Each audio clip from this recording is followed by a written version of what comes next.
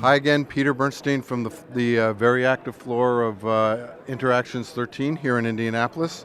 I'm here with Tim Passios, Solutions Maven for Interactive Intelligence.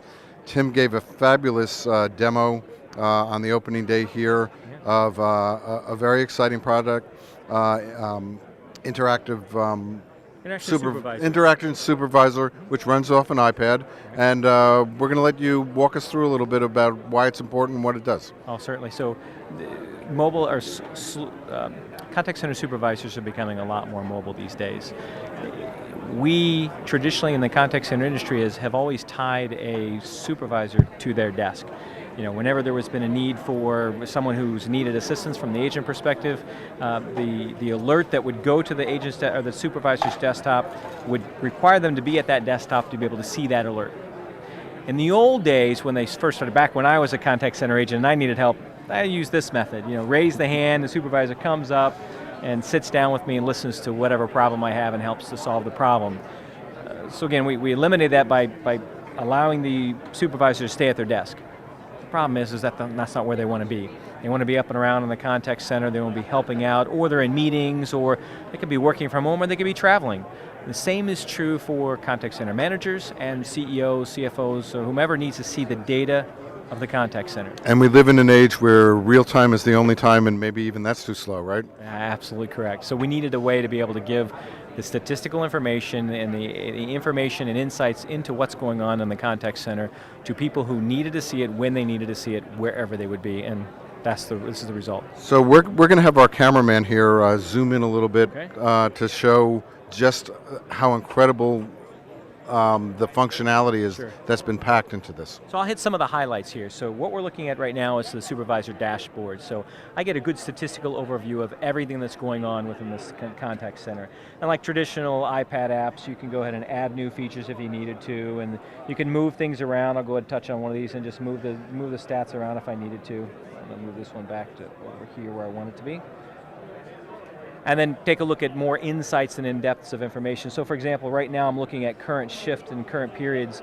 I can navigate that off from one to the next if I needed to. Of course I'm in cancel out of that one. Or I can flip some of these data elements over. Some of these have deeper insights that you can drill into and see what's going on behind the scenes. So when you were developing this, what was the must-have?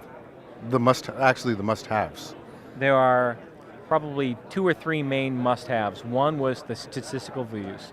Having those KPIs that contact center supervisors and managers and executives need to know what's going on. So the dashboard in and of itself. I would say the alerting mechanism of being able to see exactly what's going on.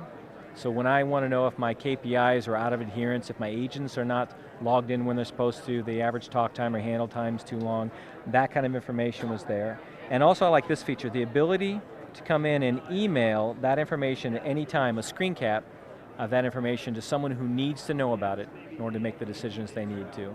So it's making sure that the right people have the right information at the right time in order to solve a problem. Absolutely, and here's probably one of my favorite features.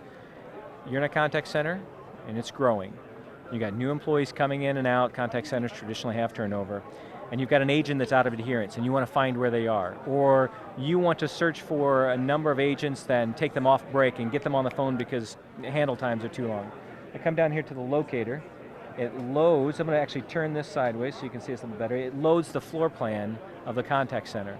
And within that I can zoom in and zoom out on individual agents, find out what their status is, highlight them, see what their skill sets are, and if they've got the right skill sets, I can change their status and log them back out. I can also swipe over this way. Oh, I think my hand's sticking to it, there we go. Got a list of all my agents, and as I find a particular agent, I click on it, it highlights where that agent is sitting so I can quickly go to their desk and find them. So let me understand this. If I'm using Interaction Analyzer, and the supervisor? The analyzer, and I get an alert that one of my agents is in trouble, is that going to go red on the screen so that you know, or? What would happen here is back on the dashboard here, I will actually see, I'm going to add that in here, my lowest analyzer score. And, oh, I didn't save that. Let's go ahead and say lowest analyzer score, save it. it gets added here as another tile, and if there's an alert set on it, like what you see right here with this yellow dot, or some of these dots up here, eventually when that alert kick off, yes, I'll see exactly what it is, and I'll see which agent triggered that analyzer score. So if there's an agent in trouble, and he's saying the things he shouldn't be saying, I'll see it here, and I'll be able to act upon it. Amazing. Yeah, perfect. Yeah. So there you have it. The mobile executive, and in this case a very important one, the head of the contact center, now has real-time capability to basically run the contact center off of an iPad. Wherever they are, whenever they need it. We live in a great world. We do, yes.